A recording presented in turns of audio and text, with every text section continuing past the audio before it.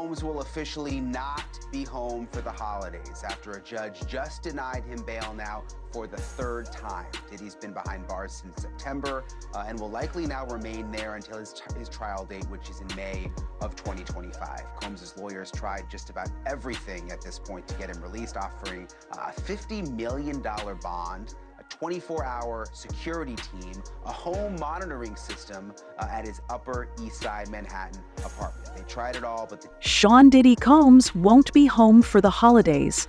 For the third time, a judge has denied him bail, leaving him behind bars since his arrest in September. Now he's expected to remain in custody until his trial, scheduled for May 2025. Diddy's legal team tried everything to secure his release, offering a staggering $50 million bond, 24/7 armed security, and home monitoring at his Manhattan apartment. But despite these extraordinary measures, the judge wasn't convinced. The ruling stated, and I quote, "No condition or combination of conditions will reasonably assure the safety of the community." So, why is Diddy seen as such a danger?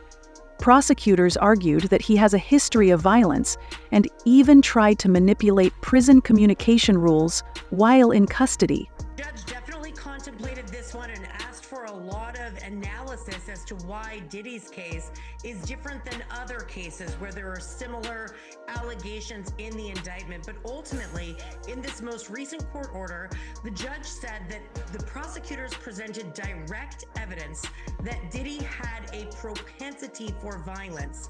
That in combination with evidence that he actually tried to circumvent the rules of the Brooklyn Metropolitan Center, circumvent the rules of the prison when it came to communications, was enough to hold him behind bars and to deny him bail. But to your point, Brian, the judge definitely went through this analysis. The judge asked for specific case law relating to these specific issues, but ultimately made that determination that Diddy, there was nothing that the defense could offer to make it safe for the community for him to be out on bail. And that was the basis for it.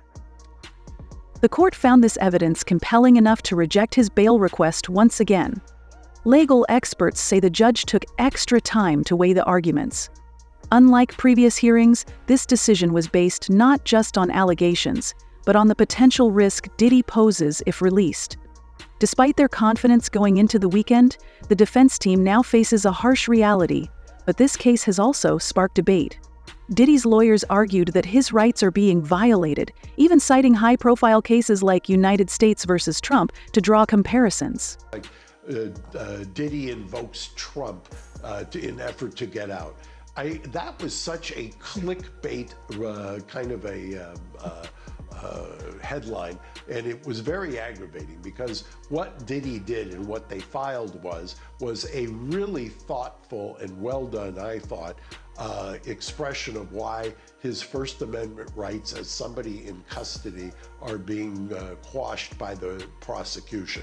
And yes, he did invoke the United States versus Trump, but because United States versus Trump is now a case that stands for the proposition that the prosecution doesn't get to just slime you unremittingly. Hey, thanks for watching. Go to joinnn.com to find News Nation on your screen. And don't forget, click the red subscribe button below to get more of News Nation's fact-driven, unbiased coverage. They claimed that the denial of bail suppresses his First Amendment rights, but the court didn't buy it. Now, the focus shifts to trial preparation. While Diddy can technically appeal for bail again, experts say his chances are slim unless major new evidence comes to light. For now, his best strategy is to prepare for the fight of his life in court next year.